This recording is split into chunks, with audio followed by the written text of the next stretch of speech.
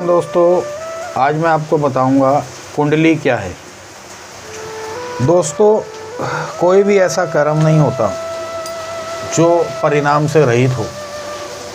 यदि कर्म अच्छा होगा तो उसका परिणाम भी अच्छा ही होगा, कर्म बुरा होगा तो परिणाम भी बुरा ही होगा।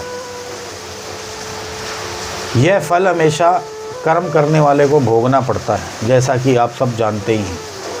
भोगे बिना उसका क्षय नहीं होता, चाहे वो अच्छा हो चाहे वो बुरा हो। हठ योग, जप योग, तप योग करके कर्मों को योगा अग्नि में दग्ध करके जला करके कर्म फल से मुक्ति पाई जा सकती है। परंतु सांसारिक आदमी के लिए ये तीनों कार्य करना असंभव है। जप, तप और योगा अग्नि तीनों संसारी के लिए असंभव है। कर्म ही भाग्य बनाता है।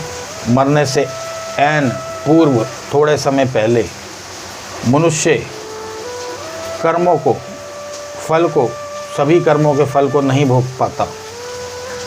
शेष बचे कर्मों को ड्यूज में भोगने के लिए उसे नई देह लेनी पड़ती है, नया शरीर लेना पड़ता है। इसी के आधार पर एस्ट्रोलॉजर आपको भाग्य और फ्यूचर बताते हैं।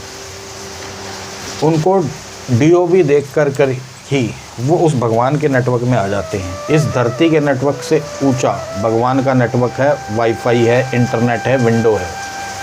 धरती का नेटवर्क फेल हो सकता, भगवान का नेटवर्क फेल नहीं होता।